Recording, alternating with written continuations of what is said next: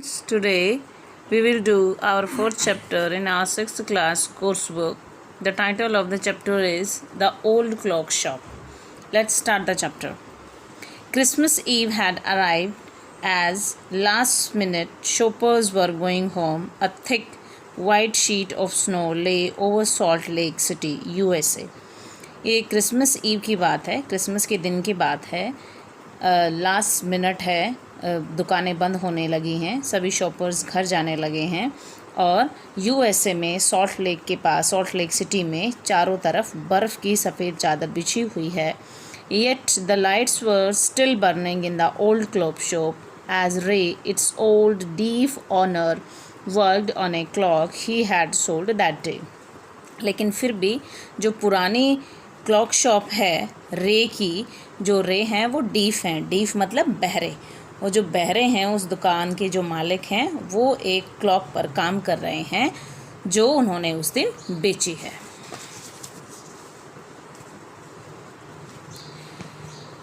Having finished his work, Ray stood up and was on his way to the back room when a cold rush of air from the front door hit the back of his neck. अपना काम ख़त्म करके रे खड़े थे और वो जाने ही लगे थे तो अब वो दरवाजे की तरफ से ठंडी हवा का एक झोंका आता है जो उनकी गर्दन पर लगता है. He turned to meet a last minute shopper but his old wise eyes told him that this was not a shopper. और वो मुड़ते हैं उस आखिरी शॉपर से मिलने के लिए, लेकिन उनकी वाइज आंखें समझ लेती हैं कि ये कोई ख़रीदार नहीं है. He saw two men, one in his 20s, the other closer of 50. वो देखता है कि दो व्यक्ति हैं, एक लगभग 20 साल का और एक लगभग 50 साल का. The younger man remained at the door. जो यंगर था उनमें से वो डोर पर ही खड़ा हो जाता है. The older man approached the counter with no sign of friendliness in his eyes. और जो थोड़े से 50 साल वाले व्यक्ति थोड़े से वृद्ध हैं वो काउंटर की तरफ बढ़ते हैं और उनकी आंखों में किसी भी तरह का फ्रेंडलीनेस का साइन नहीं है. Ray has able to hide his growing fear as he slowly pushed a notepad and a pencil across the counter. Ray थोड़ा घबराए हुए हैं और वो क्योंकि बहरे हैं, सुन नहीं सकते, इसलिए वो काउंटर की तरफ एक नोटपैड और एक पेंसिल बढ़ा देते हैं कम्युनिकेट करने के लिए उस व्यक्ति के साथ. He smiled at the unfriendly face, then pointed to his ears and shook his head from side to side. A quick look of surprise changed the man's face as he studied the notepad, then turned and said something to his friend. और वो व्यक्ति जो 50 साल का है वो notepad को पढ़ता है और वो अपनी फ्रेंड की तरफ मुड़ के देखता है जो दरवाजे पर ही खड़ा था. Ray used the chance to look closely at the man. और रे इस मौके को का इस्तेमाल करता है उस आदमी को ध्यान से देखने के लिए. Paying attention to the shape of a gun and a restless hand in the man's right coat pocket. और वो क्या देखते हैं रे कि उस आदमी की राइट पॉकेट में एक गन है और उसमें उन्होंने हाथ भी डाल रखा है. Anger boiled within him.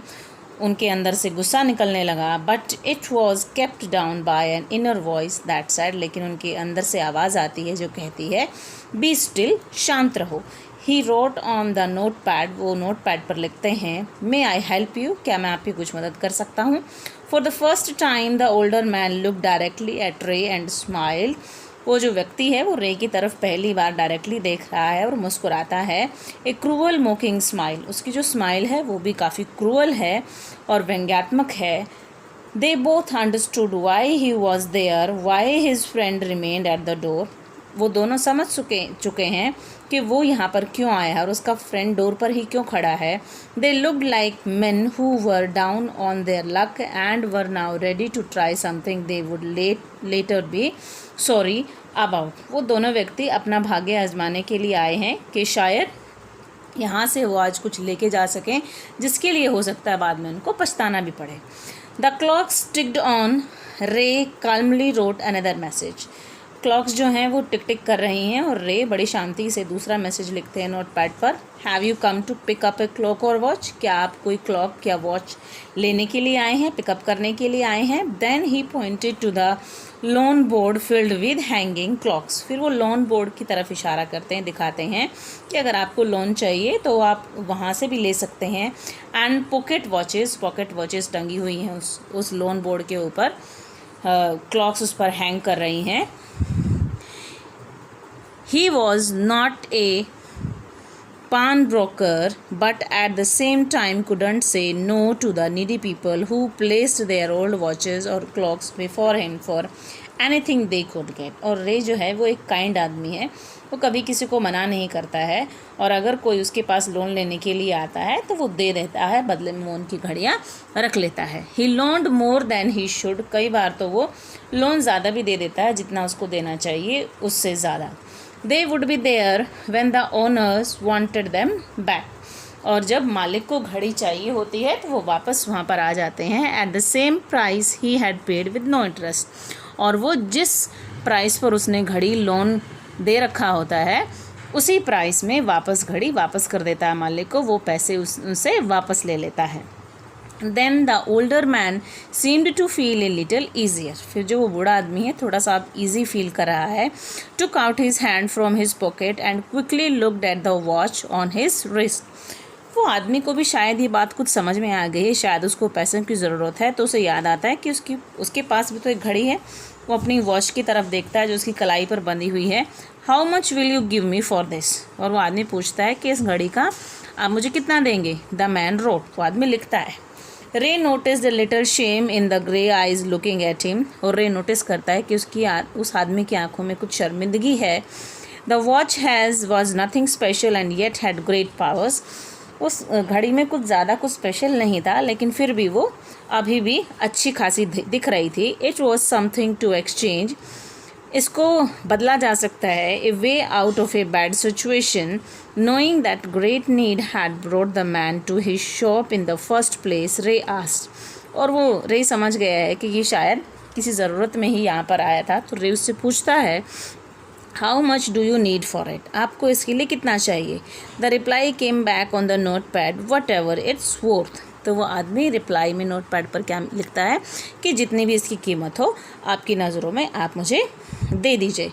रे reached into his cash box, pulled out a $50 note and passed it into the man's hand. Ray मुड़ता है, अपना कैश बॉक्स खोलता है और उसमें से उसको $50 का एक नोट दे देता है। As they shook hands, Ray looked into the man's eyes. जैसे ही वो हाथ मिलाते हैं, रे उस आदमी की आंखों में देखता है।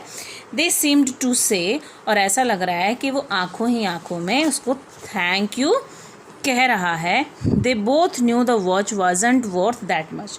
उन दोनों को पता है कि उस घड़ी की उतनी कीमत नहीं थी। Before turning to leave, the man wrote. जाने से पहले वो आदमी लिखता है, I will be back to pick up it up as soon as I can, merry Christmas. और वो आदमी जो है क्या कहता है कि मैं जल्द से जल्द इसको वापस लेने के लिए आ जाऊंगा, और उसको मैरी क्रिसमस कहता है, क्रिसमस की बधाइयाँ देता है।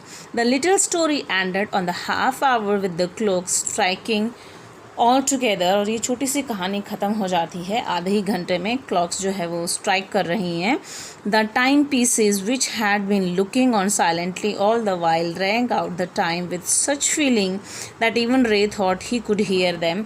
और वो जब घड़ियाँ आवाज़ें कर रही हैं तो रे को भी ऐसा लग रहा है कि जैसे वो भी उनको सुन पा रहा है। Their sweet musical message was filled with hope. जो उन घड़ियों का प्यारा सा म्यूज़िकल मैसेज है वो आशा से भरा हुआ है। The timeless message of peace on earth. और जो टाइमलेस मैसेज है, जो अनंत जो एक संदेश है उन घड़ियों में से निकल के आ रहा है, वो है पीस ऑन अर्थ, धरती पर शांति का, गुडविल टुवर्ड्स ऑल, और सबके प्रति अच्छाई का भाव रखने का। Was felt by the 3 men with stood in the old clock shop. और वो जो तीनों आदमी खड़े हैं वो अब अच्छाई की भावना से भर गए हैं। तो कहानी यहीं पर समाप्त होती है हम देखते हैं कि रे कितनी समझदारी से इस घटनाक्रम पर काबू पा लेता है। पहले तो ऐसा लगता है शायद वो व्यक्ति वहाँ पर कुछ चोरी करने आए होंगे, लेकिन बाद में वो अच्छे से वहाँ से चले जाते हैं, उनकी ज़रूरत भी पूरी हो जाती है और रे का कोई नुकसान भी नहीं होता। Thanks for joining the class. That is all.